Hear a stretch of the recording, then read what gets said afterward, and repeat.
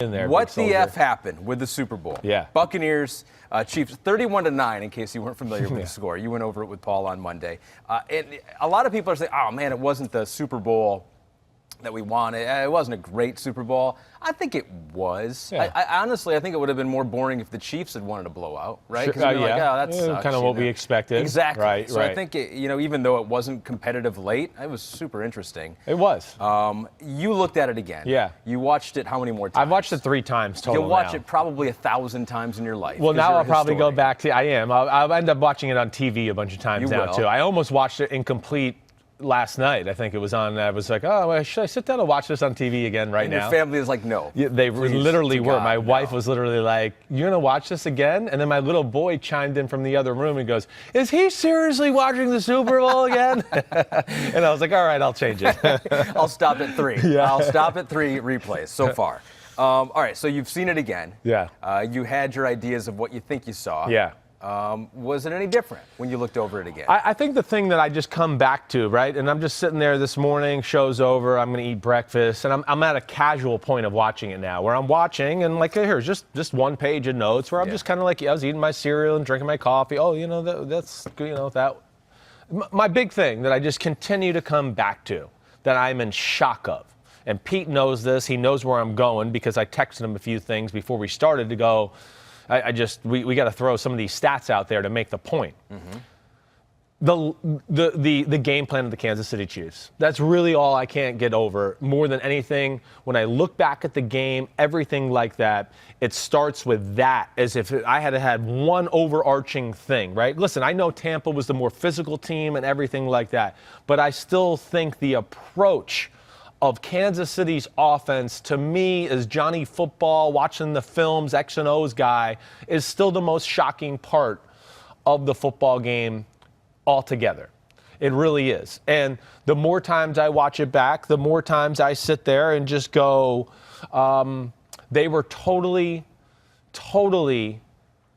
I don't want to say out-coached, but just, I think, shocked by the plan of attack by the Tampa Bay Buccaneers defense. They thought the Buccaneers would do the same thing. Were they prepared for the Bucs to do the same thing that they did in Week 12?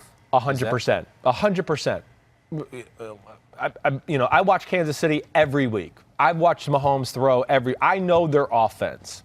They ran a game plan of, we're expecting blitz, we're expecting blitz zones, we're expecting to have big holes in the secondary with guys running down the field free, and our guys are great, stand in the pocket off his back foot, 20-yard, 15. They ran plays that you would run thinking, we're going to get some man-to-man coverage and some blitz zone looks that we'll be able to pick the blitz up, and now we'll tear them up down the field.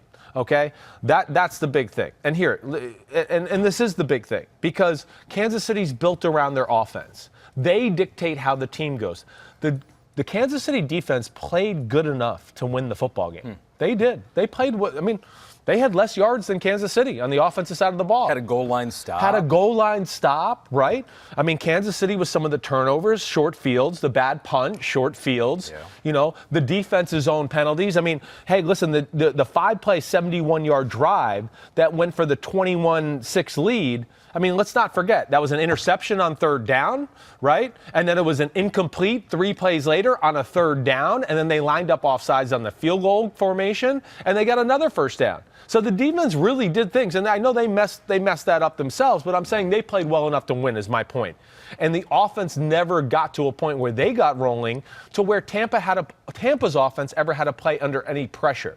But I think, just to get back to the point and everything like this, Tampa played coverage from the get-go. Egregious.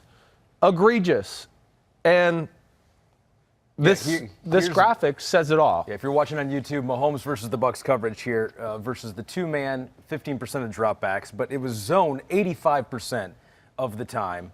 His 2 interceptions came against the zone. His 3 sacks against the zone. You're right. Basically all zone. All zone. And then, listen, the man, that's 2-man. So that's 2 deep, 5 under, man-to-man. And now they can be really aggressive with their man-to-man coverage at the line of scrimmage because you go, oh, I got somebody behind me, so I can really, assert myself on slant routes, underneath routes, and things like that because I got help behind me. That was a big thing. So, to get into that, yes, all the zone coverages, as you see right there. First off, there was no single safety man in the football game. Todd Bowles he's famous for single safety defenses. Only time they played single safety was like true 3-deep coverages. And when I'm telling you true 3-deep coverages, I'm talking about 3 deep. I'm not talking about Seattle, we're jamming at the line of scrimmage or getting back. I'm talking the safety's 20 yards deep, the corners are 15 yards deep, and then it's 4 under. So it was like, we're deep. You're not going deeper than us. I mean, it was like, woo, woo, woo. Now, they did a good job of disguising and changing it up, and you don't know which one of these zone coverage is coming, but it was either 3 deep, 4 under, or it was 4 deep and 3 under, or it was 2 deep and 5 under man-to-man. That was the game. And now everybody might go, so what? So what was Kansas City supposed to do, right, to attack it? Well, that's the thing, because there's no shame in thinking that the Bucs are going to do what they've always done, what Todd Bowles has always done. Because there is, yes, it was exploited week 12, but they came back and played pretty well after the first quarter. And there's this idea that once you get to the Super Bowl, go with what got you. Right? Because you don't try to be too cute. I know. You've got here with this, just go with it and try to outplay a man-to-man. So there's no shame in thinking that's what they were going to do, but I think what you're leading to here is to not have a plan B if you get something that's unexpected. You got to think, hey, wait, we're kind of special. Can they really think that they're going to do what they did the first time and get away with it? Because really the first time around, too, I know the first quarter was big. And then the second, I know one of the things was, well, they didn't really score that many points in the second, third, and fourth quarter of that first matchup either. There was people open everywhere. Kansas City messed the game up the first time around. It should have been 45-10. They messed it up. It was that film there was where I was just like, damn, I don't know how Tampa's going to figure this out and do it. I mean, it really was. It was scary to that aspect. Now, I underestimated the protection problem, and anybody listened to my podcast last week, I was saying Todd Bowles has got to not be Todd Bowles. He's got to play coverage. I just thought Kansas City for sure would have an attack to just go, like you said, whether it's the main attack or, okay, they are doing this to us, let's go to plan B. And now let's attack these underneath coverages. And people might say, well, how do you do that and all those type of things? Listen, there's so many formations and things like that. This is like Tom Brady New England specials is these coverages. But the biggest thing is how I'd want to explain it. When you're playing these types of coverages, so many times, really, it ends up on the inside, linebackers being man-to-man and having to be in very tough situations. And ultimately, I just don't think Kansas City had enough of that in their playbook to really stress that out. Yeah, I know Kelsey had a few, right? He was the only thing. What they needed to have, like I told you before the podcast, they needed to have 10 more type of plays where Kelsey works underneath. And then another 20 plays for everybody else to also work underneath. There's a lot of different ways, and Kansas City has them in the playbook. We talked all year about how I was impressed how they grew their dink and dunk part of their offense because of teams playing them the way Tampa did earlier, or in the Super Bowl, teams were playing like that earlier in the year. But they obviously were not expecting this type of attack from them. And it just, to me, makes no sense from this aspect too, all right? One, I can't believe they didn't have that plan of attack. Two, your offensive line's in shambles. Your quarterback's not 100% and getting surgery as we speak 3 days after the game. That just tells you how urgent the toe is. And you're still just going to keep calling deep drop back passes and, hey, Tyree, go 50, and McCole Hardman, you go 30, and, Sammy Watkins, you go 25. It just made no sense. It was like literally you were going, you guys are banging your head in the wall here. There's nothing to be gained. And that's where I'm just still shocked by the overall game in general. So a couple questions here about a couple specific players. Compass Traveler says, could Kansas City have tried to run more or use more players like Sammy Watkins? Seems like Mahomes looked exclusively to Hill or Kelsey. They've just been more varied in the weapons they used and maybe run the ball a little bit more, although they didn't do that really successfully all year. I know. That's not what they are. I don't think they were willing to take that risk. I mean, that's what Tampa wanted. Tampa wanted to go, please run it. Slow the game down. That'll be our style of football. We'd be cool with that. So No, I still think at the end of the day, now listen, not to say in the future, do they need to maybe have more of a run game for games like this or something like that? Yeah, because they can get away with what they do against all of football, except there's going to be 2 or 3 defenses every year who will be able to challenge what they do.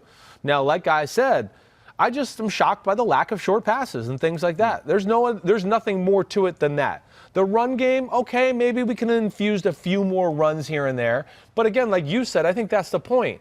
They were going to go down throwing their third best punch. Like I think that's hard to swallow that. You know, we got there because of Mahomes, our passing game, the pressure. Yeah. I'm just, again, the short passing game. And then here's the other thing that they really screwed up with.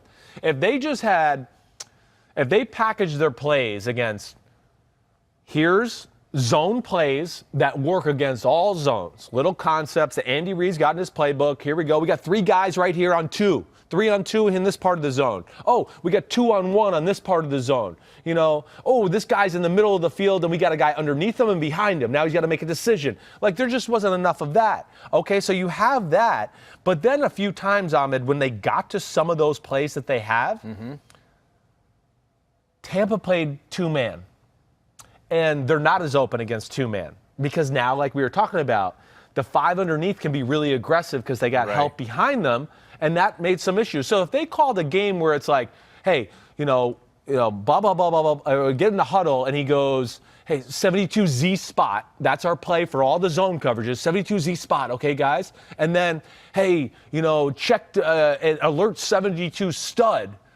And that would be for the 2-man, which, again, I'm just using up words and making up things, which is stud was actually a really 2-man beater for us because it was an under and then an out route by the slot route. But either way, the game should have been packaged like that. They had no answers for 2-man either, really, throughout the game. So, again, they were obviously shocked by that.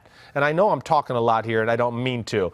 But, yes. And then they hamstrung themselves, and a lot of the times, Ahmed, in places. Now we're in zone, okay? We got, a receiver to the left, 2 receivers to the right, all right? I got a back in the backfield, and, let's just say now let me repaint this picture. Okay. 3 receivers to the right. Erasing that last picture. Yes, erase that last picture. 3 receivers to the right, 1 receiver to the left, the back in the backfield, and now that one of those receivers, McCole Hardman, he's in the backfield. Now he's going to do one of those speed sweeps. Oh, he's faking the speed sweep, and now he's going back to the way he came, right? And they were running deep routes with now him in the flat, but like the Bucs had them in all those. They knew what Kansas City, because they didn't even spread the field in some of these instances where they tried to attack the field, it actually was a negative to them as well. Because now, in that play, if you're just listening to me, and I hope I painted the right picture, let's say you got Hill and Watkins on the right, and McCole Hardman just did all that motion stuff. Now he's still on the right, okay? And now the receiver I'm telling you about on the left, he's coming across the formation and also going to the right, where there's a few plays where I go, they got 5 eligibles all on one side of the field. And the Bucs got a zone coverage, and they got all 7 guys over there. And I said, there's nowhere to throw. And again, it just goes back into what I'm saying is just I think they were shocked by the plan of attack by the Buccaneers, and they did not have enough inventory of plays to attack how the Buccaneers were attacking them. So you mentioned him. We sang his song. Yeah. Bowls in this house. There's some bowls in this house. There's some certified freaks 7 days a week, including Super Bowl Sunday. Yeah. NFL Latino wants to know, should Todd Bowles' game plan be held up in the same regard as Belichick's in that Super Bowl versus the Bills? What, 25? Yeah. I mean, because some of it you said was luck that, the play that the Chiefs had was the time that they were going 2-man. That helps. But to totally change what he normally does in the Super Bowl. It was amazing. I don't know if I'm going to go as far as the Belichick one, because that really was like nothing like that had ever been done, really. What was that exactly? They rushed 2 and 3 the whole game and dropped 8 and 9 the whole game. It wasn't even a front 4. It was literally 3 the whole game. And now where Buffalo dropped the ball is Buffalo had a run game. And they were stubborn and just said, nope, we've been good throwing it. We're going to keep throwing it. If Buffalo, that was a different story. If they ran the ball a little early, the Giants would have had to adjust, and then they would have been able to do what they did. They dropped the ball there. by just continuing to go, no, we're the K gun and we've thrown it. We scored 51 points in the AFC Championship game, and we're going to do it. Isn't that funny that genius oftentimes needs an idiot to help you look even more no like doubt a genius? about it. No doubt about it. Todd Bowles' game plan was a genius, and I would say some of the people in Kansas City were an idiot in the last 2 weeks for how they attacked it. But Bowles' game plan, to me, not that I looked at it, because what's also crazy about Belichick and some of those game plans is there was times where I go, I don't know what coverage this is. This is cool, whatever they're doing. I knew what Bowles was doing. He just did an amazing job of being creative, disguising, and the biggest thing to answer the question more than anything and where it's really special is he went outside the box for what he has been really his whole coaching career. Yeah. And obviously Kansas City didn't expect that. And listen, I wasn't sure if he was going to do it either. I didn't know what to expect either. Is there a blueprint now? No, you have to have a really special group of talent to be able to do this. Yeah. And, I'm going to expect Kansas City's offensive line to be healthy next year, right? And also this will be the type of thing that is Andy Reid's going to go back to the lab with Bieniemy and go, we need 100 more short pass plays in our offense. Not like 5 or 10. We need 100. We got to find ways to when people stop doing this, we can't let them do this. We're going to drop 7 and play these soft zones. There's no wide receiver screen game in Kansas City. Have you ever noticed that? Yeah. I mean, none. I mean, they get the ball to Hardman and Hill in creative ways usually. They do, right? And then some of the more of the speed sweep stuff like that. But they need to grow. If they're going to play, hey, it's Patty Mahomes, we're going to throw the ball and do that, then they have to grow the passing offense to greater levels, and that would probably be the next thing I would say. All those plays you've seen, Brady to Edelman in those years, he's in a bunch, right? He gets the ball and throws it out there, and it's like the 2 guys in front of him in the bunch and the tackle all get in there, so he catches the ball 2 yards behind the line of scrimmage and gets 7 yards before he gets touched, right? They need stuff like that because people are going to try to do this. There's no doubt. Is it a blueprint? Yeah, this blueprint was out there already. We had seen teams give them issues with this, and you got to have a special front four and a special personnel set to do it in general. Again, Raiders did it earlier. The Patriots did it earlier this year. The Chargers did it earlier this year. Where I am still shocked is because the Chiefs had answers for those as the year went on, and this game they did not. And I really think it was just we didn't think they would do this. Tie a bow on the 2 quarterbacks in pressure. Do we have a couple of tweets here that indicate how that was? Stats by Lopez, I think I see here. Pete. So this is Mahomes and Brady in the pocket. Isn't that crazy? That's where they ran. And the one on top there is Mahomes, who ran almost 500 yards? Yeah, on a bad foot. Yeah. Amazing. I mean, first off, and there's Brady. What's amazing, and again, I think we're going to have my dad on here in a minute. I mean, first, on his Showtime Inside the NFL show last night, I mean, you got to watch the clip, and it's on social media, too, for anybody out there. You got to watch Mike Evans and Chris Godwin on the sideline watching Mahomes. They're in awe the whole game. I mean, they're not scoring a touchdown, and they're still in awe. Because they're just, how did he get out of that? We're going to get him. Oh, what? How did he complete that? He's a magician. Oh, my God. I mean, that's what they're doing. I mean, it was amazing what he did in a lot of ways there the other night. That was about as overmatched as we've seen a quarterback from the team perspective as we've seen in a long time in a Super Bowl. He was in some very, very tough spots, definitely.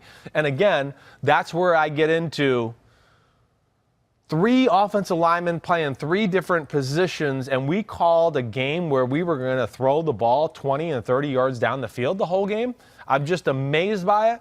They got in empty formations a few times, Ahmed, and this is why I said it in the podcast last week leading up to the game, as I watched film of the first matchup, when they got in empty, I just went, this is it right here. Empty formation, there's spaces all over the field. Get it out of your hands quick. This doesn't let the pass rush get involved. I really expected to see that type of attack from Kansas City. And honestly, it was almost the exact opposite. It was like, hey, nope, we're going to protect, and we've got a great offensive line, and we're going to throw the ball down the field. And that's where I can't get my head around it yet. So, I believe we have your dad on the phone right now. Cool. Big Phil, you there? Can you hear us? Yes, I am here, and I'm on my cell phone because for some reason, in this modern world, our phone lines into the house do not work. Yeah, that's the new way of the world. I learned that this year too, Dad. I don't know what it is. Stuff just stops working. It just like landlines aren't good anymore. They've fallen. They're a lot of hooked up to the internet. I have a special system too where I can dial into radio shows and have headphones and all that. and that went on the blink too. So, okay. Well, we'll just. But at least it lasted through the year. Yeah. And it blew up this week, so I'm happy. But I heard what you said, Christopher. I listened to you this morning. You guys were very good. But what can I say? Yeah, what do you think? Hey, Phil, what do you think? Your son's very critical of, not that the fact that the Chiefs didn't anticipate how Todd Bowles may coach this game and how different the Bucs defense may be, but that they didn't have enough options and enough ways to counteract all the things that Tampa Bay did. Would you be as critical as Chris on that front? Well, first off, I want to just say about Mike Fuller and Christopher, my son, is they're like the old, what is it, that the Muppets, these two old guys just there and argue, so that was fun. But yes, what he is saying is all true. If I'd had a chance, this is what I would have said exactly. Here's the game to me. The offensive line of the Kansas City Chiefs, 3 shuffled offensive linemen. Right. And how will the officials call the game against the Kansas City secondary, which is a grabbing, pulling, whatever secondary the whole year? And it turned out to be 2 big things. The fact that they didn't help more on pass protection is astounding. And what he is saying, too, when you spread the field, there was no way that Tampa Bay was going to go, let's man up. They're going to play zone, and which we saw in many games for Kansas City this year, which they got good at. Catch the ball. It's predetermined. Look it off. Turn and throw to a guy in a gap. And, exactly. And you just spread them out from sideline to sideline. That didn't happen as much. And Tampa Bay just took advantage of every opportunity, killing the offensive line. Nobody's, hand-checking or helping out. I think I saw Kelsey once or twice. Yeah, that's about it. Actually used his hands and hit the guy. I don't know if he even moved him, but just think about it. What do we talk about offensive lines all the time? Well, communication, they got to work together. So the first game this group works together is the Super Bowl. 3 different position changes, and we're not talking about all pros switching these positions. Right. And talk about backups, really. Yeah, that's right. That's what they were. But it turned out to be, it was bad. Could it have been different? Yes. Many things went into it. Decisions by Andy Reid and their coaching staff. Christopher said it. What they did really on both sides of the ball were baffling. And the other thing I haven't heard my son talk about is when Tampa Bay gets in certain formations to run the ball. And, hey, look, I'm not a coach. They didn't line up right on defense. They didn't line up. They were outmanned. I mean, they got a tackle, a tight end, the extra lineman in there over there, and they don't have any, Yeah, one guy on the edge, like the long touchdown run. Yeah. Almost like the Army. Don't get outflanked. Right. And they got outflanked, and I just go, oh my gosh! It was like I said, I don't study it or look at it. I've lost that ability to know certain things, but I go, oh my gosh, we got 4 guys blocking 2, because Kansas City, in my opinion, either called a bad defense and stayed with it, or they did not make the adjustments to the formations of the Buccaneers. Yeah, no, there was definitely some of that. There's no doubt about it. Then they got worried about stopping the run, right, and doing that. Yep. And then they got into, hey, we're going to play man-to-man and try to stop the run. But, think about this. Remember the Gronkowski throw over the middle? He almost broke it for the long touchdown? Yep. See, Sorensen is man on Gronkowski. That was his fault. It was him. He's man-to-man. Yep. But he's also watching the run fake. And now they've been running the ball on us a little bit, and he came off as man. But Tyrann Mathieu was there behind him to fill that gap. That's why Tyrann Mathieu, when Gronkowski's running down the field, his arms are like this. He's going, wait, who's covering him? You were supposed to cover him. What are you doing? I had that run gap. So to Dad's point, they made a lot of mistakes like that. And, Dad hit it. Dad, I want you to just hear this, because I don't know, and I know you've been working a lot the last few days. But, Kansas, going back to Kansas City's offense and the spreading the field and what you talked about and everything like that. The Bucs, Dad, they never played single safety man the whole game. In fact, they only played man-to-man, 2-man, and it was 6 times the whole game. The rest of the game was all quarters push, 3 deep, 4 under, 4 deep, 3 under. I mean, that's all it was, the whole game. And I didn't know if you realized that. I guess that's what I'm just asking. Did you realize they didn't play man-to-man or really any single safety defenses in general? Well, when you're there at the game, it's so – one, we didn't get to talk about it, so it didn't matter. But the other thing is you see it, and it's hard to see a lot. I did try to go to another room and watch it on TV, and too many distractions. Couldn't hear, really couldn't see, and all that. But I knew enough. And what they did, of course, they played them like they did the second half of the game in Week 12, a lot of it. They learned. Right. They adapted. They changed they really kind of changed their offense and defense according to what went on in their first game, which we ordered, when we talked to Bruce Arians last night, he kind of answered those questions on Showtime. So, yes, I knew it, and here's what happened. You're talking about it. I had made notes about Week 12 and said, my gosh, the safety, I forget which one it was in Week 12, he was 27 yards deep from the line of scrimmage. Right. And they were almost doing that. I didn't look at it because I look at these dumb things sometimes, but I studied the film all day Monday with Matt, which was really interesting too. Yeah. My gosh, he was telling me things. I go, whoa, let me write that down. I'll never get to say it, but that's really – but the Kansas City Chiefs, to your point, were thinking man-to-man. They were actually just standing there, the safeties and whatever, and just going, okay, come on, keep running. You're coming right at me. Thank you. Yeah, You're coming across the field, and I don't have to move. Yeah. And if he throws it, I'll intercept it. That was, to me, incredible. And the other thing, we'll get into that, I'm sure, but the other thing before the half, the timeout. Yeah, that's what I want to ask you next. 14-6. Right. Oh, my gosh. What did Bruce Arians tell Tom Brady as he's going on the field? Hey, look, be really careful. Don't take any chances if we do throw it. And go ahead and don't be afraid to throw the check down. Because all they wanted was a first down to get out of the first half. Right. That's all. And run it. Great job by Godwin getting extra yards on the screen. Really safe throw to Gronk from the slot, whatever, how they did that, a quick out or whatever. Yep. And then what do we do on Kansas City? Okay, at best, we're going to give Tampa Bay now, give them a long, really long field goal chance. Right. And, let's play bump and run and challenge them. Oh, my God. That I have to tell you, that was the moment you just go, what the heck is going on here? Yeah. That's 2 games in a row that you just saw in the championship game and then the Super Bowl where defenses, you're scratching your head how they played at the end of the first half against Tampa Bay. Full credit to Tampa Bay because I think there are a lot of coaches that would still, even given those opportunities, still would have been like, it's too risky. Right. You know what I mean? Fourth down here, let me tell you this. Yeah. This is what Bruce Arians told us. We kind of figured it out, and I'm just trying to quote him as close as I can. Yeah. We were going to get better at running the ball, which they did as the year got towards the end. They stayed with it, the formations, and, of course, Fournette and Jones, they turned into monsters. They took every 2-yard run and made it into 4 yards. Yeah, right. Which was awesome, and it fits the team and what they want on offense perfectly.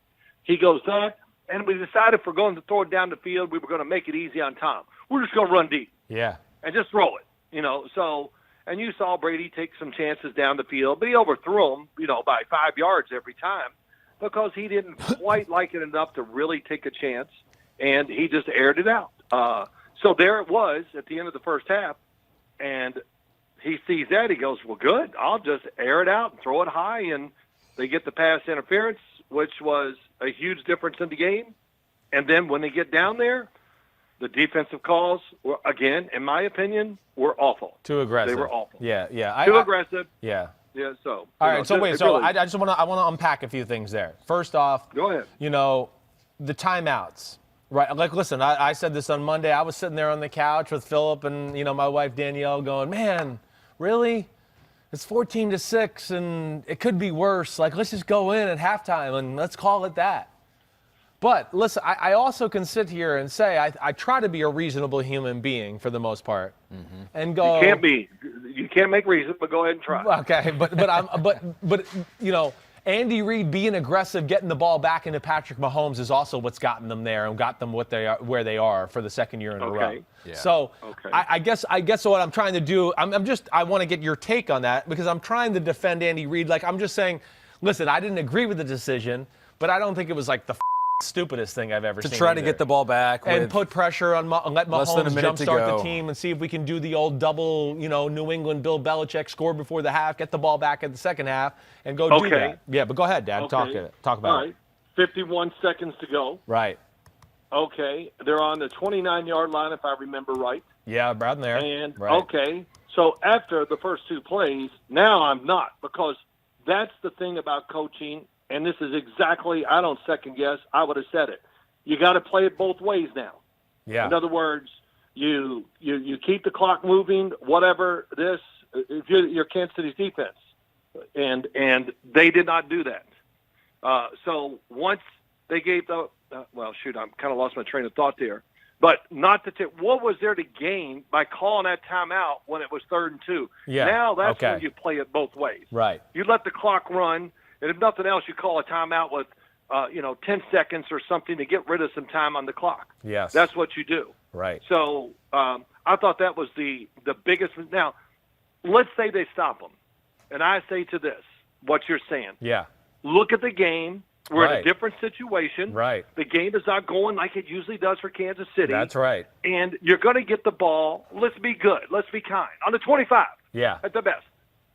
Okay, now, you have no timeouts. Right. And what do you think? Tampa's killing your offensive line. Yep. And they're going to catch it. You're going to tackle them. And nothing's coming out. No, that's the point, Dad. That's exactly the point. There's nothing in the first half that showed that was going to happen. And I'm glad that's why we talked it out. I don't mean to say this, Yeah. but really, when I did games, it was the best thing I was at is managing the clock. Yeah, sure. Because I was taught by great people, and to this day, I can figure those things out quick. Okay. And as I was watching it, and doing games and doing what I do now, I can say I don't ever second guess. I don't go and wait at the fact to go, I'm going to change my mind here. No, I don't. I guess and make my decision before it happens. And you can ask the guys that have you ever talked to them, Bill Coward, all that. We always go, nope, kick it, punt it, don't do it, don't go for two. Why are you doing it?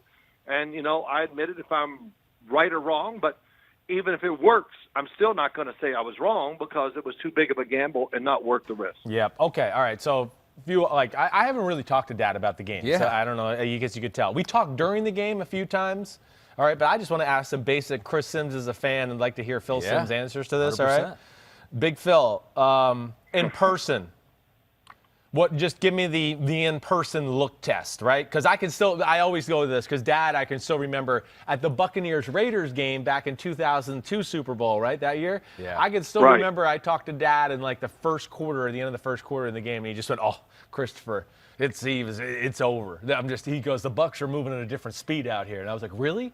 I was like, it looks like they're better on TV, but is it like that? And he was like, they got no chance, the Raiders. And the in-person look test is a real thing. So just like, what did it look like to you in person, Dad? It looked like a top-notch, big. It looked like Alabama playing their opening game of the season against one of those teams they're going to beat. And of course, we know it's not that, but I'm just trying to be extreme with the example. Right. There was two things. Just the ferociousness of Tampa Bay on both sides of the ball was evident. Right. The size of the teams was evident. Yeah. Tampa Bay is not Scotty Miller is the only exception almost on the team. Their offensive line is humongous. Right. Their defensive line, when you look at it, speed on the outside, humongous on the inside. Right. The linebackers, they're good size, whatever. They're great. Yes. The secondary's big. Right. They are. Todd Bowles loves Todd Bowles. Yeah. I mean, that's right. Let's get some big DBs He and big does. safeties for what we call in the NFL, and it was really when I saw it in person, standing there. We're way in the end zone. Like I said, I went back and forth just trying to pay attention to the game. Right. But sitting there, it was unbelievable, and the speed of Kansas City, because of the way the game went. It never occurred to me like, wow, they're so much faster than the other team. I didn't even think it once. Right. And I think last thing, and then Ahmed, I want to hear some questions from you. We're sorry to hog it all. But the last thing is the 3-year run for the Chiefs it does take a toll mentally and physically. One team, I know it's the Super Bowl, but one team was just on fire emotionally, physically. The other one wasn't, because no matter what, you can't create that. It kind of has to come with the territory and how you fought to get there or whatever. And Kansas City was on the end of a 3-year run. Right. And, I don't know. Yeah, that wears you out. But it's an unbelievable strain. The interviews, the pressures, not getting the time off that the other teams get, all that stuff, I think that is a little bit a part of it. And, of course, without a doubt, the Andy Reid situation, man, I mean, that had to be somewhat of a distraction. Definitely. And emotionally gets you down, too. So that's just my thoughts. Yeah, Phil, so I got a couple questions, and Chris got me thinking about one, like you're in the building, you're there. It hasn't been many times where people have been allowed to be in the same arena as right. What was the atmosphere like? Because the Super Bowl normally is a little weird, right? Yeah. More of a corporate crowd anyway, so it's quieter, not the same raucous atmosphere. But this was completely different than that. What was it like being in there? Well, I don't think the noise was ever a problem for either team, as far as I could see and watch. But it felt like, to me, at least 90% of the crowd was all Tampa. And I did see, not a lot when we were doing pregame and all that stuff. I did not see a great deal of Kansas City jerseys and that walking around. But my gosh, Ahmed, everywhere I went, nothing but one jersey. 12. Chris Simms. That was it. I went into our hotel. They had a huge tell him that, yeah. thing in there. Not one jersey of anybody but Tom Brady. It was. I went and we weren't really allowed out of our hotel room, but we were allowed to go pick up food if we wanted. So I went to this place, stood at the edge, kept my mask on, did everything I'm supposed to do. Of course, I was the only one that had the mask on. I was, and the bartenders there. But I make the order, and I just look around the place, and it was amazing. It was no exaggeration. I think I might have seen a couple old school jerseys. I saw Warren Sapp and Derek Brooks once or twice. Right. Their jerseys. But that was it. And fully converted. So the team, they're crazy down there about Tom Brady. And, of course, I think I said, you guys don't get to see this. I know you didn't watch CBS Sports, but we did an hour post-game show. And I said, I know this. Buy your tickets now because the Bucs are going to sell out. Yeah. And, they're crazy about it. It was the atmosphere, just from the Buccaneer standpoint, was really, really evident and extremely positive, of course. Yeah, so they had the crowd advantage. They had all that. They were playing in their home stadium. Some people said, Phil, that during the game they also had the advantage of the calls. I want to get your I want to hear opinion this too. on some of those penalties. First half, end of the first half, pass interference in the end zone that helped them.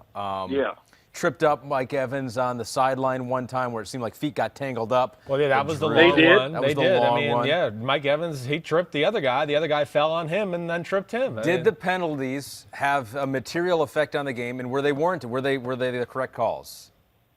Well, let's go back to the first one, the interception. Yeah, let's do that. And, watch it on film.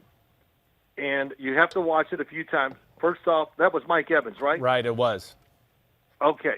Mike Evans puts a left hand, and yes, was that L'Jarius Sneed on him? No, that was Breland too. I believe. Breland, okay, Breland. He puts his left hand on him and tries to chuck him downfield, right? Oh, he chucked him good. He did. Smacked him right in the right shoulder. Right. And kind of knocked him off. Yes, Breland does. Then he holds him after a little bit. Right. But here's the thing that tells me the story: is the play bounced up there is intercepted. Mike Evans walks away with no emotion, little down, whatever, and then somebody yells, wait, there's a flag, and he turns around and goes, yeah, whatever. So when a receiver, Mike Evans is a great receiver, but he will call foul almost every play. And when the play was over, he didn't call foul. I know. He walked away from it like nothing. And to me, that tells part of the story. And it tells me a lot of the story. And but, of course, they called it. The one down the sideline, when the heels click, it's not a foul. Yeah. It's incidental. And what I think, Christopher, maybe we did say this to each other when we did have one conversation, that why didn't they get together and the NFL intervene and say they clicked heels? Because it was hard to see with the naked eye during the play. Yes. Now, so was that a big play? Yes. And we've already said it. First off, why'd you get in that situation? Yeah. That's the other one. Yeah, no doubt. So in the one in the end zone,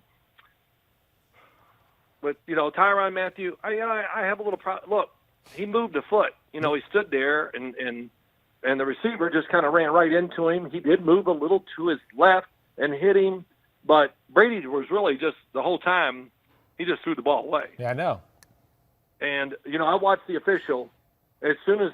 I mean, it was unbelievable. It was unreal. Pulled that thing out and threw it so fast. It was the quick. I tell you what, it was the quickest flag I ever saw. I honestly, that's to me is one of the weird things of the game, and I don't mean to cut Dad off, because Dad and I think what Dad's telling you is, I mean, listen, we all thought that Tampa Bay was the better football team, but those calls there cheated us out of a much closer, more exciting football game.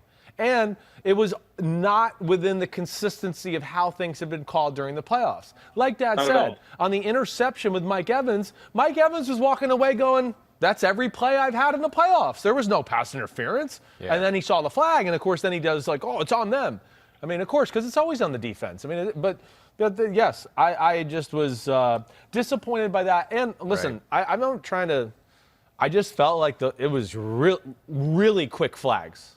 Really quick flags for Kansas City. Everything. I mean, Ndamukong Suh punched Patrick Mahomes in the head, and they did not Couldn't see that when you have one guy that watches the quarterback strictly. That's to me, again, I'm not trying. It's just, it was very weird officiated game. Let me just tell you another one. You know the penalty where he gets hit in the head at the end of the game, and they finally call it, right? When they had the party on Patrick Mahomes, and Sue and Devin, I think JPP hit him in the head. I'm telling you, the referee didn't want to call the penalty then either. He just was like, oh, I think he might be dead. I might have to call it here. He did not. The way his neck You snapped can't back, see him on film reach for his flag. Like, he's in the background for a while. It was literally, I think, one of those things where he's like, if he's dead, so if he's dead and I don't call I have to do it. Yeah. Sue knew he was in trouble as soon as he hit him. And there still was no flag on the ground. So, again, that just is like, not that they were the better team or anything, but the reffing was very odd for a Super Bowl. I cannot let that escape. You take that, the game management, the game plans, all that, the physicalness and the intensity that the Buccaneers played with. I mean, look, I heard you say it this morning, but Devin White, even after this game, I think, of course, very highly of him and always have. Loved him coming out in the draft.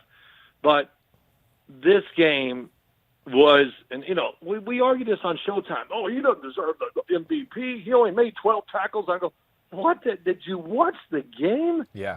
The coverage when he had to, when they said, okay, enough of these dump passes, they didn't play man.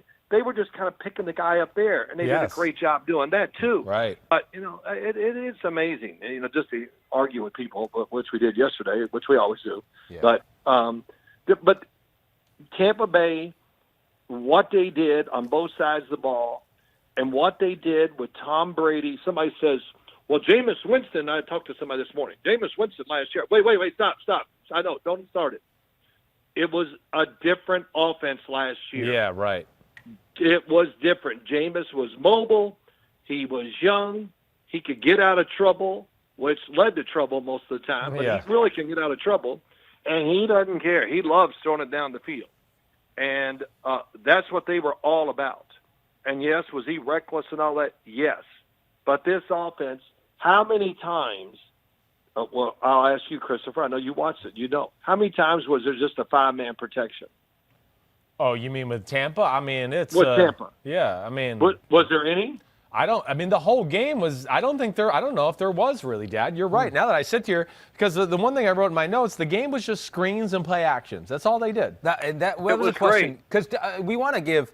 Like the Bucs offense, they scored touchdowns, right? I mean, you got to give them credit Well, the story of the game is the other side, but yes, we'll hit that too. Anthony K. Goodwin asked this question. I feel like the Bucs offense brought some new plays to the game. the absence of big Evans and Godwin plays felt like they were trying out new pass plays while keeping the run game up. Did you agree? Well, yeah, you were just about to say kind of the things they did there. Well, that kept them going. the offense of Kansas City never got going to the point where they could start to put the pressure on the Bucs to where they ever had to leave their comfort zone. So they were always able to just go, we can still run it on first and second. Was there anything new there? No, just think about, well, not really, but think about like the first 2 third downs of the game. The Bucs went 3 and out and 3 and out. Yeah. Guess what happened? It was 3rd and 6 and plus every time. That's when Kansas City and Spags are awesome. That's Brady's worst down. Oh, no, now there's crazy blitzes and people around me, and that's what he doesn't like that. Right. They couldn't get the game into that at any point of the football game. And the biggest reason is just because their freaking offensive line, like Dad said, just absolutely mauled the defensive line that we've seen answer the bell against Derrick Henry and the Tennessee Titans, the 49ers, the Cleveland Browns a few weeks ago. They stopped everybody. It's the first time in a long time I've seen the Kansas City front get pushed around in a game. The best offensive line in football? It's the biggest, most physical, I think, that now. That's what I would say, yes. I mean, that was one of the things I talked about all week. The Tampa Bay offensive line, it's just got to be. And listen, I talked about it last year about how much I like their offensive line. Now, Tristan Wirfs comes in there. I don't know what it is with some guys, but he went from college, Iowa State, Iowa, I remember, right, and to the pros. I go, did he just get taller and bigger, or what is it? I know. He and Donovan Smith at tackles. Listen, as I always, it is my favorite line, and James Brown loves it. I go, if they bent over and get in their stance, you can show a double feature on their ass. Yeah. How big they are. And they just, you can't overpower them. They got great feet. They're tough, rough, all that. And, I watched their line really close when I watched the game, on Monday. Yeah. And I just go, oh, my God, they were out for blood. They were really, really aggressive, running down. I mean, there's Donovan Smith. I don't know how big he is, Christopher and Ahmed, but 330. He's 3 at least. He's pulling around, and he looks like a damn big fullback. And I think it was him that pulled around and got the block where Fournette went untouched in the end zone, I think. No, it was a left guard. It was the guard. Yeah, it was the left guard. But one of those formations you talked about where it was extra linemen, 2 tight ends in, and they don't have enough people over there, so they just block everybody down and kick the corner out. They blocked it down, kicked one guy out. Yeah, the corner. That's it. I mean, I could have literally sealed somebody on that play the way they lined up defensively. I'm serious too. Yeah, I think so I'd have went in there. Yeah, I'd have got my butt tore up, but you wouldn't have made the tackle. Right. And when you get those kind of angles on defenders, they can't beat you, especially when you're big and physical and all those things. But again, their offensive line was tremendous, really, all year long, and they even got better when Bruce Arians. He told us, he said, "Hey, we made an effort. We got to run the ball better." And they did start doing that at the end of the year with those formations and stuff like that. Do you remember doing that last year, Christopher? What's that? Robin? Going in there with an extra lineman, 2 tight ends, all that stuff, and just trying to run the ball straight at people. Oh, I mean, let's see. I'm going to say the only team I was on that was ever like that. Is that what you asked me, Dad? Did you see him do it last year? Did Tampa Bay do that last year? I don't recall that last year. I don't recall that. Yeah, Me neither. I don't either. No. But Jameis is probably thinking, like, I would have liked that. That would have helped. Well, it's okay. It doesn't matter. But, listen, this is the way. It was perfect for Tom Brady. He's going to make sure we get in the right plays. Okay, protect him. And Brady, at 43, is still an unbelievable thrower of the football. That's amazing. To answer that question of our guy, they didn't do anything special, and I'm not trying to disrespect our question there on social media. They just did what they do really well. They just went, okay, now they're trying to stop the run. It's one-on-one. Our guy's better than theirs. Brady will throw a strike and eat that shit. And that's really all they did. Let me go. Go ahead. What do you want to say off of it, Dad? Well, the one thing, I always say this, I said about Jared Goff. Well, he misses guys, which is, you can miss in the NFL. Everybody does. But he misses a little too much. But he never makes the great throw. Right. Well, I know he does, but you know what I mean? Every game as a quarterback in the NFL, now more than ever, you got to make 2 or 3 great throws. Right. And the throw that Tom Brady made to the back of the end zone to Gronk was absolutely insane. Top 5 for his career. I mean, he stood in there, and, it was a long time. Right. And I don't know how to say it. It's like hitting a driver in golf where you go, oh, my God, did I flush that? Yeah. And he ripped it. And Bruce Arians comes over, and, it's great, the NFL films, and Bruce Arians go, way to hang in there, way to, the whole, Right. Bruce was, listen, his interview, did you watch his interview, Christopher? No, I did not see the interview yet. No, I did not. He's hilarious. He's hilarious. I mean, it was great. It really was. And he's just what you think he is. I'll say this about Bruce Arians. He's unbendable in a lot of ways. He still coaches like he's back in the 70s and 80s. It's about being very direct. And, he's not going to, treat one guy this way and another one that way because he's not that kind of coach. Yeah. He tells the truth, and it either destroys you or you get used to it and you get better because of it. Right. And he tells the truth. I mean, no filters, whatever, to everybody. Yeah. And once you get used to that, it just makes you better. It really does. And, there's nothing worse than coach goes, hey, well, that's okay. You'll just keep trying, good tries, and then they cut you 2 weeks later. And Phil, not to cut you off, but I agree because that's what if you have a coach, you want to know what they're thinking, right? It's where like you I don't stand. want you to go behind my back and rip me if you're not going to do it to my. If you're going to do it behind my back, you might as well do it to my face, so at least I know it and can try to improve. And Bruce Arians. Well, he not only does it to your face, he does it when he gets behind the mic. We'll read about it in the paper the next day. Yeah. Yeah, Okay. now it's double pressure. So Yeah. it never really, I didn't do it a year. Oh, I said, you can't say that about Tom Brady. I mean, I go, well, he's doing it too, maybe to send a message to Brady or whatever. It's just who he is. Yeah. And it's always about, okay, guys, listen, Tom Brady's like one of you. And you know what it did? It brings the team closer to Tom Brady. Yeah, it does. That's true. That's a good point. Yeah, you rally around that. All right, I got a question looking into the future for both these teams to wrap up, tie a bow on this Super Bowl conversation. Yeah. We'll start with the Tampa Bay side. And Kristen, we got a graphic on the Bucs free agents here. This is a question that comes from M. Smudge 1984. So looking into the future now, you win one, but we can't dwell on that. What have you done for me lately? Yeah. They didn't win a Super Bowl today. Right. You got to worry about winning one next year. So who is the most important 2021 free agent Tampa needs to keep? That is the question from M. Smudge. You got Gronk, you got Antonio Brown, Leonard Fournette, Chris Godwin is in there, Shaq Barrett, Levante David, and Ndamukong Suh. Wow. Well, let me just say this right off the bat, all right? Just right off this, and Dad can think about it a little bit. I mean, first off, I got it. Gronk is coming back. Okay. There's nowhere else he's going. I mean, he's best TV. friends. He got a taste of TV and wants to get he back got a into test it. of another Super Bowl trophy. He wants Yeah. that. So he's coming back. I would be shocked if Antonio Brown's not back. And I will also say, I don't think there's any way Chris Godwin's back. I just don't. I don't think he's back. I don't think so because I think he is going to be able to command $17, $18 million a year, and they just can't keep everybody. Okay. So who's your pick, Dad? Well, you said those right. I think they'll keep Shaq Barrett. Yeah, I'm with you too. It's too special. It's too premium a position, right? Yeah, you lose him, it changes. It truly changes your defensive front. Right. It takes power away from the guys inside. And Ndamukong Suh's a free agent. Look, he's in Tampa. He wants to play on grass. He's on a good team. And I know it's easier for me to say, but he's really made a lot of money. Yep. And we all know he's been really smart with it and who he's involved with and all that. Right. I think he would take whatever is best for the team. Yeah. And I think he would stay too. I agree. Really I'm with you. Yeah. Yeah. Chris Godwin, seeing him up in person and watching him, wow, is he big? He is big, right? Oh my gosh, when he takes off, you just go, boy, don't get in the way. Yeah. I mean, that screenplay said it all. He took it and he ran in there and lowered his head, and I tell you what, they went to hit him, but everybody was trying to hit him on the leg. They weren't going to try to take him on.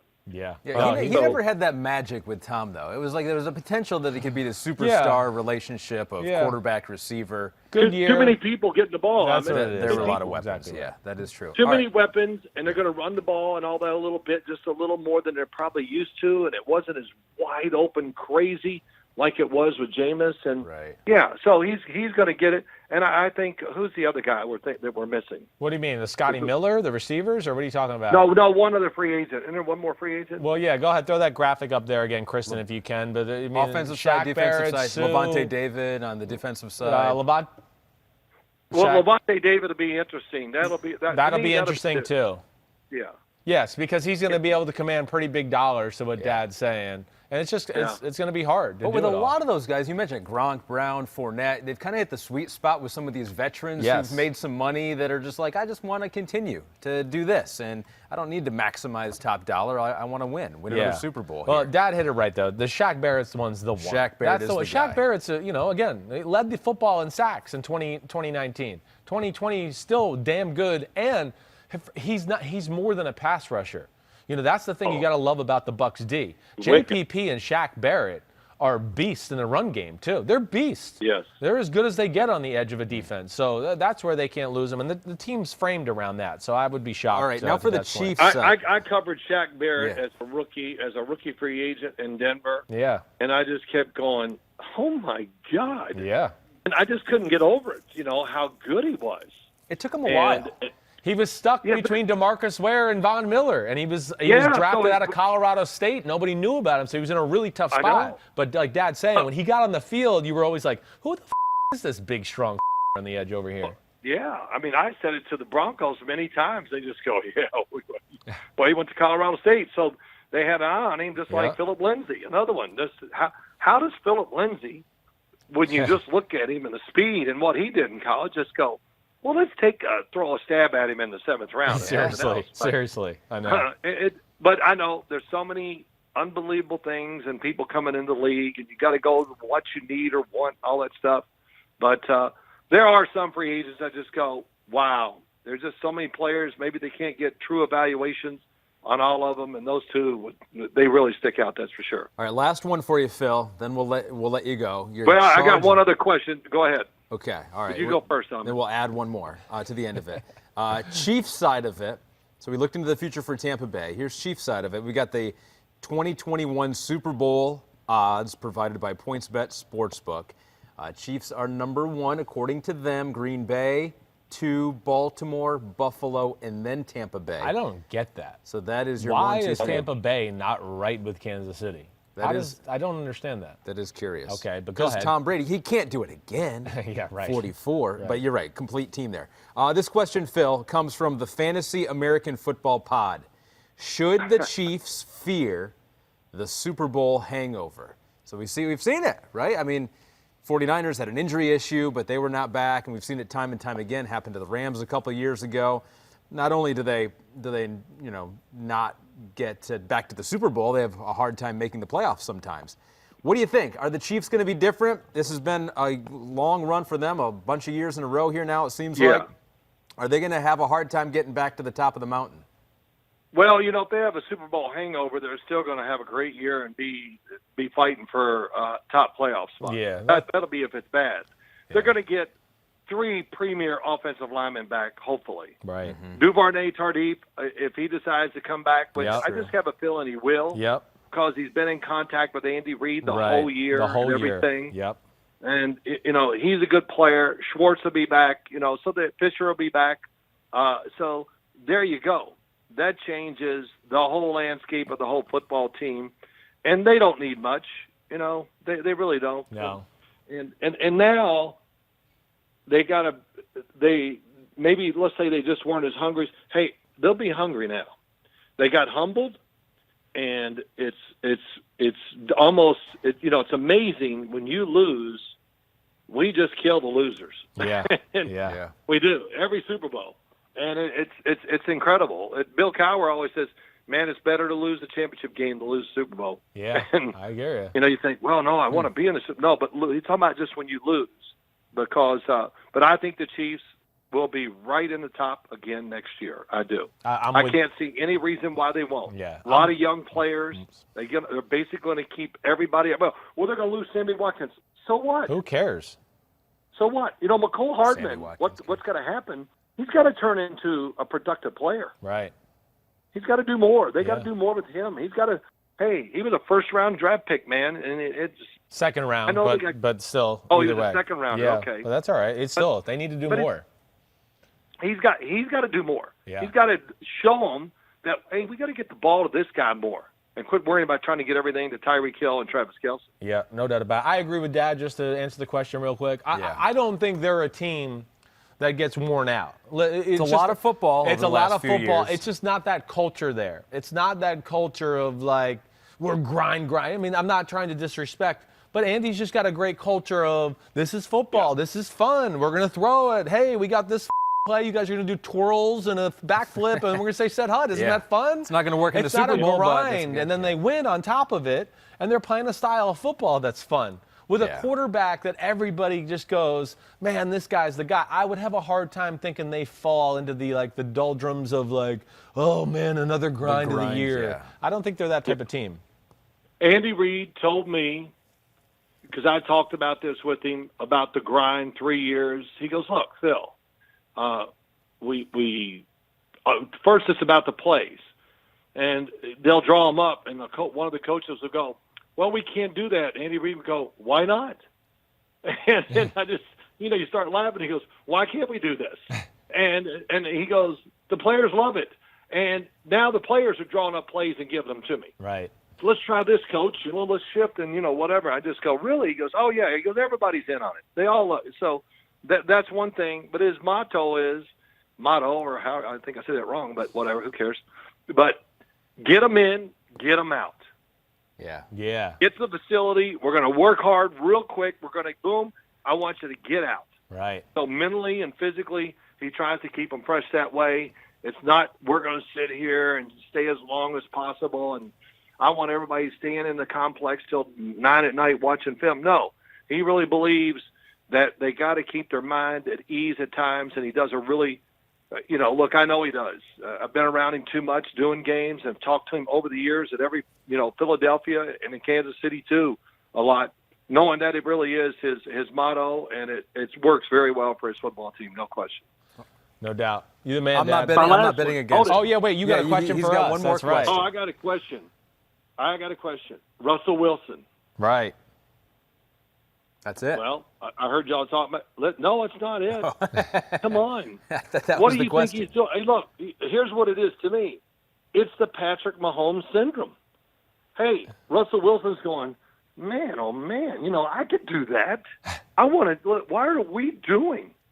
And Christopher, I heard you and I could talk about it, about that offense and everything, and what Russell Wilson would be great in an offense that just let's exploit him. Right.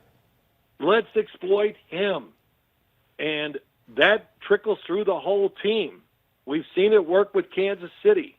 And now your defense is always playing with different scenarios and all that, and it can help them too. Yeah. Even if the talent is the same. But Mahomes has Andy Reid, and Pete Carroll's not Andy Reid to where he believes in that. That's the issue there, right? I mean, well, I know that. Right. I know that. Sometimes, Christopher, hey, as you know on TV, hey, I swallow and take it, okay? And that's what it is. And I think Russell Wilson is very unhappy with it. And all that, and he's listen, you're a competitive guy. And I used to sit back when I played and go, man, so-and-so gets to throw it 40 times a game. Let me throw it 40 times. Right. He did early in the year, right? They were throwing quite a bit. Yeah, no. Yes. Yeah, they were. And right. you know what? They're crushing it. Right. But then they had 2 games. Oh, my God, he threw some interceptions and, and all that. All and changed. they go the opposite. Yeah. And, yeah, he got sacked 40 times or whatever this year, or I forgot the number. But, you got to – Deshaun Watson did too. And it's not always because we have a bad offensive line. It's the way the quarterback plays. Yeah. So, Deshaun Watson, I would say overall was protected pretty well this year. Right. But he's going to run around and make plays, and he's going to take some sacks, and big damn deal. Right. Look at the sacks he took. So they got to get a better offensive line. Hey, the sacks, and by and large, probably in the grand scheme of their season and what they do, probably meant very, very little. And it's really the same with Russell Wilson. But if you give him a little more freedom and move him around and do the things, I'm not saying try to duplicate Kansas City, but do some of that. And I'll tell you what, he won't take as many sacks, and he will make it look a lot easier, and it would work. I know, hey, I'm just telling you, that's what it is. That's what he wants. He's back there. He's prideful. He's seeing all these quarterbacks just ripping it up. Right. Having fun, baby. Right. That was easy. That was easy. And, Christopher, you said it right. Let's drop back, and here's the route.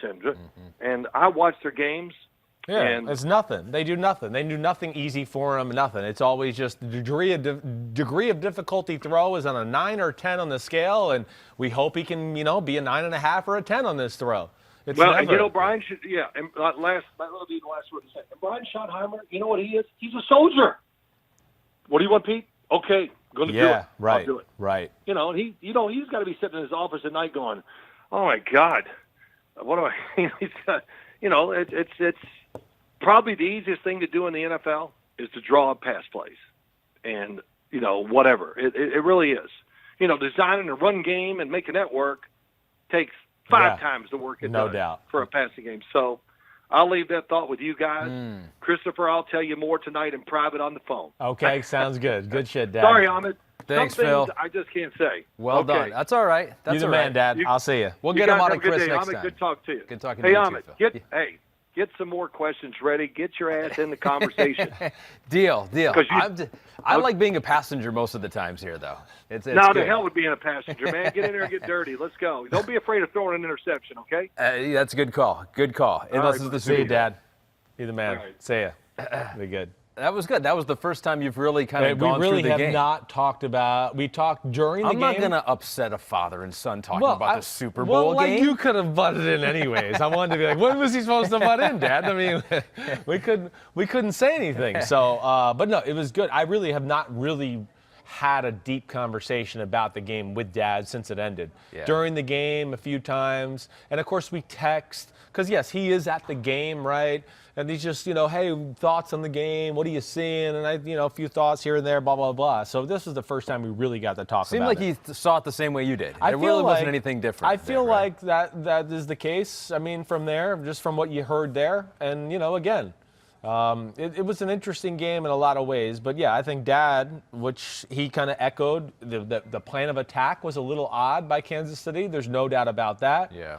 The Bucs are the bigger physical team. We knew that. When we put the points bet odds up there, Yeah. you were surprised Tampa wasn't higher. Would you put Tampa over Kansas City? I would have them at the least equal to. I don't understand why you wouldn't. I really don't. I'm like that one to me is like, what? Yeah. I don't get that. Maybe it was just because of the injuries on the offensive line, the injury to Patrick Mahomes' toe. If you take that out and you assume like everyone's back to full health. Yeah, you're right. That changes the game. I would love to Changes the see that game if we could see that again. I really would. I'll sign up for Super Bowl 56 in LA. We'll be there if you can give me Mahomes and that O-line at full strength against Brady and the Bucs and their team at full strength. I would love to see that. So Chiefs over Tampa, you can see that, but you can't see having all those. What was it? Baltimore ahead of Tampa. The Green Bay Packers, some of some those were teams. tied I'm with just them like, there, what? plus How 1,200. is that possible? I really don't get it. But I'm interested to watch my dad's. I only saw some of the Showtime show, the Inside the NFL last night. I didn't get to see the Bruce Arians part. I don't know how I missed it really. But yeah, I love watching that stuff. Again, it was a tough day. Mahomes was still phenomenal. I went on a bunch of radio shows yesterday, and people, again, yeah, it wasn't his best game.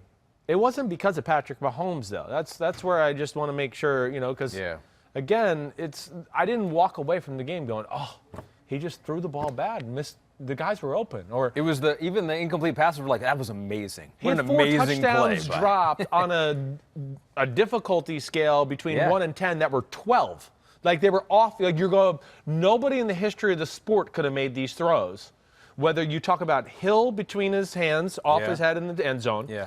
The other Darrell Williams when he's on the ground and throws it off the ground 40 yards off his face in the end zone. 2 plays before that, he scrambled and threw to Demarcus Robinson, who dropped the ball in the end zone, and then Kelsey's third down play. So you really Mahomes did just about everything you could possibly do. Yeah. With that, they were out-coached, they were out-physicaled, and the refs were apart. And I'm not trying to say it. It was I want to echo this again. I just want to echo it one more time. one of the most odd referee games I've ever seen. I'm dead serious. I think this puts it in perspective. Tom Brady has admitted that he was the one in the wrong with the personal foul on Tyrann Mathieu. He ran after Tyrann Mathieu, and they threw the penalty on Tyrann Mathieu.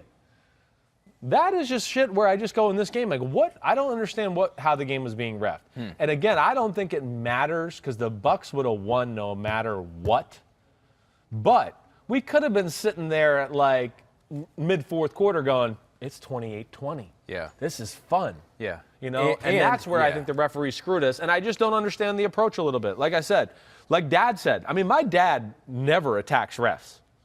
The guy was throwing his flag before Brady threw the ball. I mean, literally, Mathieu took a step towards Evans. Yeah. Evans had already kind of run into him, and he was throwing the flag already. And you're like, what? Well, how about we watch where the ball lands? And look, Brady wasn't even trying to complete it, and that wasn't PI. And the biggest point, and I'm glad he wrote it because I forgot it, and I wrote this down. Evans' reaction on the first interception, to me, said it all. Dad was exactly right there. He didn't react. He didn't react because he went, this has been every play in my whole playoffs. Why would it matter now? So I just think that's weird, but congrats to the Bucs. And you're upset too because when the replays happen, you can't justify watching the whole game as much because it was a blowout in the second half. And your wife can be like, "Oh, it was a blowout in the second half." If the refs hadn't made those calls, it could have been close all the way throughout. Well, so that when you watch the replay, you can justify watching the whole game. It was a whole season of the referees getting together and going, "Hey, like this, you know how they did let's get together, we're talking about the play, but we're just waiting to see the replay and hear from the NFL so we can tell and change the flag." Like Dad's right with the incidental contact. It's out of the textbook. I mean, I will say this. Yeah. It did seem like there were a lot of times where they could have called holding on the Chiefs. I did notice a few there that they didn't call, which they haven't called all year. Same thing that you just said. Well, they called them during the year. They haven't called them during the playoffs. That's where it's just weird, and that's where the NFL's got to fix that whole issue altogether. All right, that's it. That's the button up on. Boom. I do want to get one more thing. Yeah. One more topic of conversation, but that is it on Super Bowl 55. Okay. Does that button up the conversation? Yeah, I think we got it all. We hit it all. All right, one final. Actually, one more thing. No, it doesn't. One more thing. A premature button. I love that Tom Brady did all the Instagram stuff showing love to his defensive players.